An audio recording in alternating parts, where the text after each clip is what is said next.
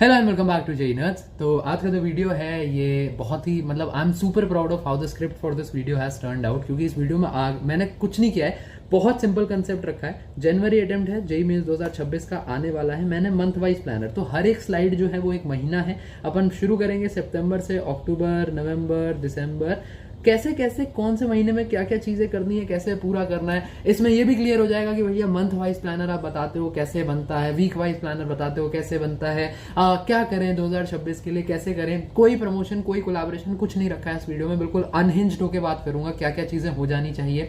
Best case भी लेके चलेंगे, वर्स्ट केस भी लेके चलेंगे, कब तक क्या क्या निपटाना है सब कवर करेंगे। एंड अगेन कुछ वीडियोस ऐसे होते हैं जिसके लिए मैं भी एक्साइटेड हो जाता हूँ कि यार ये बना है, ये देखेगा बच्चा, किसी एक की भी हेल्प हो गई तो मजा आ जाएगा। तो आज मैं गर्व से कह सकता हूं तुम चैनल को सब्सक्राइब कर लेना, बहुत मजा आने वाला है। और अगर लगे कि मेरी हेल्प हो जाएगी इस वीडियो से तो एक कमेंट ड्रॉप कर देना थैंक यू का, या एक दिल ड्रॉप, फालतू में थैंक यू नहीं लिखवाते, बस एक दिल ड्रॉप कर देना, क्योंकि I am very proud of how this video has turned out. ठीक है, इस गोना टर्न आउट, मतलब मुझे स्क्रिप्ट पता है ना क्या है। ठीक है, तो स्टार्ट करते हैं इसी के साथ। हाँ, सितंबर के महीने में आ जाते हैं। तो देखो, सितंबर का महीना जिन बच्चों का बैकलॉग है, सितंबर का महीना मतलब अभी अक्टूबर, नवंबर, दिसंबर, इसके बाद 3 महीने का टोटल वक्त बचा है। तो अभी तुम्हारे पास एक बफर है कि तुम अपना जो भी बैकलॉग है उसको कवर कर सकते हो। तो सबसे पहली चीज कि इस महीने में तुम्हें मैक्सिमम अपना बैकलॉग खींच लेना है। ठीक है, एड्रेनलिन पुश मारो थोड़ा सा और बैकलॉग खींचो।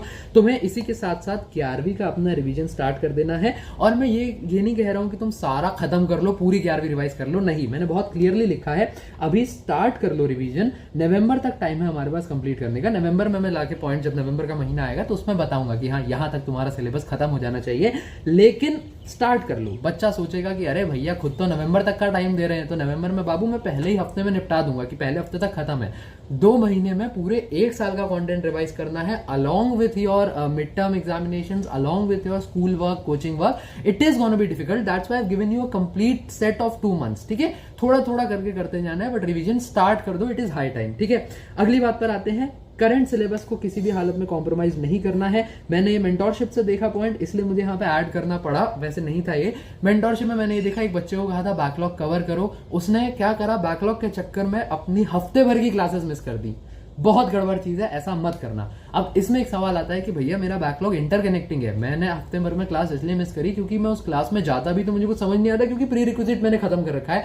तो ऐसे में आपको मेरी खत्म नहीं कर रखा है, तो ऐसे में आपको मेरी एडवाइस रहेगी कि किसी वीकेंड पे बैठो, किसी 1-2 दिन बैठो, और फिर उसमें भले ही 15-15 घंटे खींचना पड़े, बट 2 दिन में निपटा दो।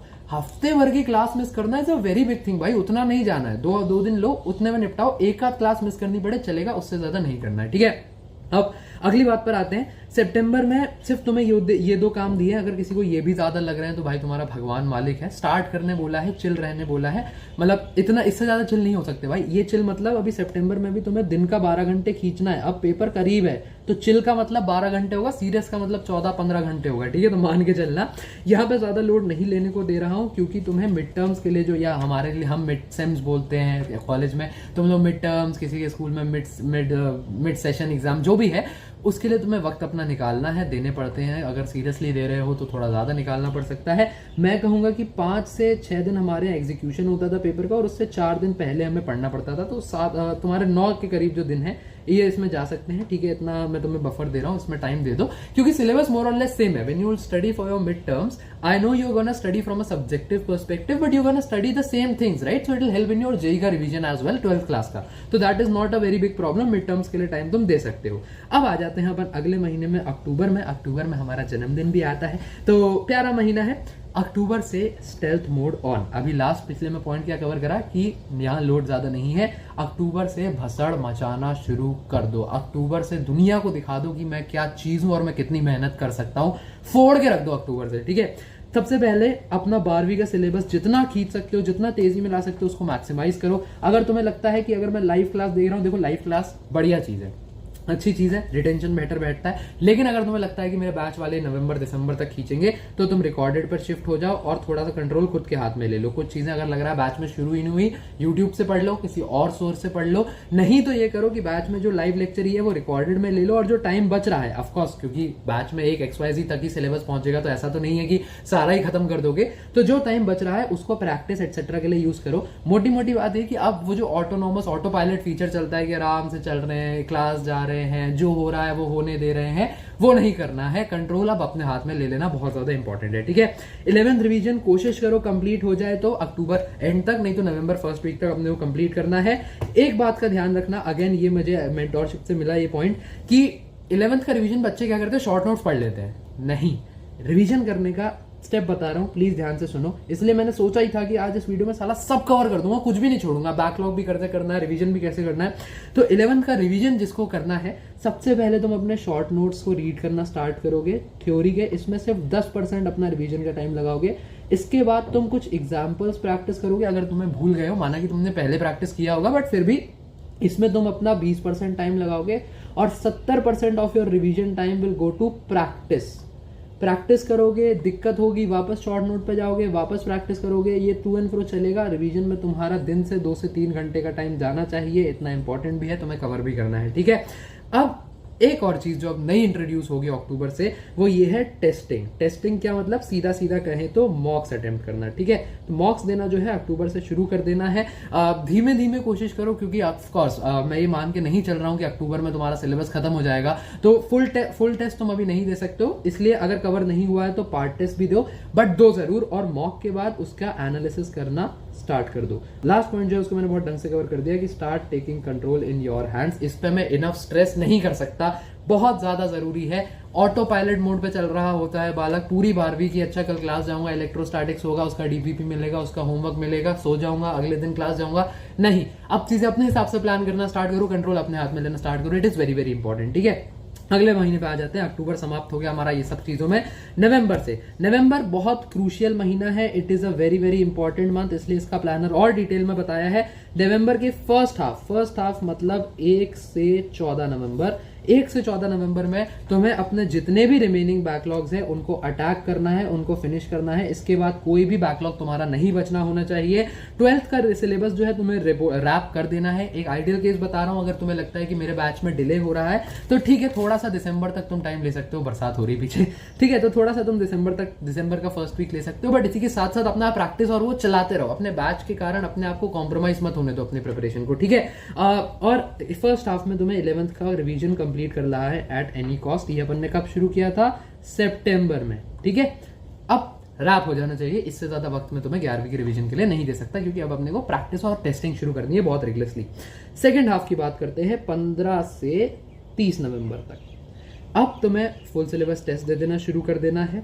फोकस तुम्हारा कंप्लीटली शिफ्ट हो जाना चाहिए जेई मेंस पे। अभी तक तुम क्या कर रहे थे, 11वीं 12वीं का जो भी रिवीजन कर रहे होगे, जो भी पढ़ रहे होगे, उसमें जेई मेंस और एडवांस दोनों का सेगमेंट था, ठीक है। अब तुम सिर्फ जेई मेंस पे शिफ्ट हो जाओगे, सिर्फ जेई मेंस के बारे में बात करोगे, टेस्टिंग करोगे और रिगरस पीवाईक्यू सॉल्विंग करोगे अक्रॉस ऑल फॉर्मेट्स। जिनकी हालत बहुत खराब है, बैकलॉग बहुत ज्यादा है, वो 2 से 3 साल के पीवाईक्यूज टारगेट करें। जो ठीक चल रहे हैं वो 4 से 5 साल के पीवाईक्यूज को जो है टारगेट कर रहे होंगे। पीवाईक्यूज की इंपॉर्टेंस पे मैं इनफ स्ट्रेस नहीं दे सकता, अगेन स्ट्रेस दे सकता हूं, एक्चुअली दे रहा हूं, प्लीज सुन लो। पीवाईक्यूज बहुत बहुत बहुत ज्यादा जरूरी हैं जेईई मेंस के लिए। और अब अगले 2-3 महीने नवंबर, दिसंबर और आधा जनवरी जो है वो तुम सिर्फ पीवाईक्यूज प्रैक्टिस करने में लगा रहे होगे। दिसंबर में आ जाते हैं फटाफट से, आखिरी महीना हमारे जनवरी से पहले। जनवरी का भी नहीं बताया क्योंकि उसमें सिर्फ रिवीजन चल रहा होता है, मुझे लगता है बहुत ज्यादा जल्दी हो जाएगा। उस समय जब आएगा दिसंबर में, तब जनवरी की बात कर लेंगे। दिसंबर का पहला दिन जो है 1 दिसंबर is your last deadline to start solving full syllabus mock test. Please don't delay it further. मैंने बहुत तुम्हें टाइम दे दिया, बहुत तुम्हारे साथ चिल कर दिया कि नवंबर में अभी नहीं दे पा रहे तो भी आगे दे देना, कोई बात नहीं। सिलेबस पूरा नहीं हो रहा तो फुल टेस्ट मॉक्स मत दो, पार्ट टेस्ट दो, सब दे दिया। अब लेकिन कोई और तुम्हें गुंजाइश नहीं है, यहां से तुम्हें ये करना ही करना है, फुल टेस्ट सिलेबस देना स्टार्ट, ठीक है। फुल सिलेबस टेस्ट, क्या बोल रहा हूं, sorry slip of tongue, full syllabus test देना स्टार्ट। 7 से 10 मॉक टेस्ट तुम्हें अक्रॉस होल दिसंबर देने ही देने हैं। जिनकी प्रिपरेशन अच्छी है, जिन्होंने पहले से दे दिया था, वो 15 से 20 अब तक दे चुके होंगे। मॉक टेस्ट के बाद तुम्हें उसका डीप एनालिसिस करना है। 60 मेंस लेवल के पीवाईक्यू तुमको डेली लगाने हैं, ये अक्रॉस ऑल 3 सब्जेक्ट्स बता रहा हूं मैं। ये नंबर थोड़ा वेरी कर सकता है, क्योंकि देखो यार, जो केमिस्ट्री होती है, केमिस्ट्री में अगर तुम इनऑर्गेनिक केमिस्ट्री पढ़ने गए तो तुम्हारे 100 पीवाईक्यू भी कब हो जाएंगे तुम्हें पता भी नहीं चलेगा, बिकॉज इट्स जस्ट फैक्ट्स, है ना। और मैथमेटिक्स में सपोज तुम 20 भी करने गए तो कब तुम्हारे 2 घंटे खराब हो जाए, तो ये थोड़ा वेरी करता रहेगा। 60 एक मैंने नंबर बताया फिजिक्स प्लस मैथ्स मिला के, ठीक है। फिजिक्स प्लस मैथ्स के 60 सवाल तुम्हें लगाने हैं, और केमिस्ट्री के तुम जितने लगा सकते हो वो सब बोनस है। देखो केमिस्ट्री का ऐसा है कि उस पर टाइम लगाना, या चलो कर देते हैं कि केमिस्ट्री के 40 अलग से, ठीक है। फिजिक्स प्लस मैथ्स के 60 क्वेश्चंस और केमिस्ट्री के 40 क्वेश्चंस तुम्हें करने हैं। तुम्हारा दिसंबर किस तरीके से बीतेगा, रिवीजन, प्रैक्टिस, मॉक एनालिसिस, फिर रिवीजन, फिर प्रैक्टिस, बस साइकिल चलता रहेगा। समझ रहे हो? तुमने रिवीजन करा थ्योरी का, उसकी प्रैक्टिस करी, उसका मॉक दिया, मॉक से गलतियां पता चली, वापस रिवीजन किया, क्या भूल रहे हो, क्या दिक्कत है, वापस प्रैक्टिस करा, फिर वापस रिवीजन, फिर वापस प्रैक्टिस, फिर मॉक, फिर एनालिसिस। यही करते करते तुम खुद को जो है रिफाइन कर लोगे, बेहतर करते चले जाओगे और देखोगे कि तुम रैंक के जो अपने हैं बहुत ज्यादा करीब आ गए हो।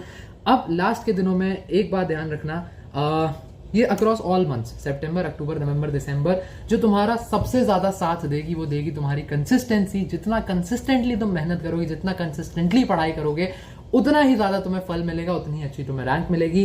बहुत ज्यादा एक्साइटेड हो गया आज से भी, मतलब लगातार बोल रहा हूँ बिना टेक के, तो थोड़ा गला सूख गया है। बहरहाल मेरी उम्मीद है कि तुमको ये वीडियो पसंद आया होगा, तुम्हारी हेल्प होगी, आने वाले महीनों में तुम इसको फॉलो करोगे। मैंने सारी डेडलाइन, सारी चीजें तुम्हें बता दी, बैकलॉग्स का जिक्र किया, रिवीजन का जिक्र किया, सब बता दिया है। बाकी और कोई दिक्कत परेशानी हो तो तुम कमेंट्स में ड्रॉप कर सकते हो। पढ़ाई करते रहो। All the very best, good bye.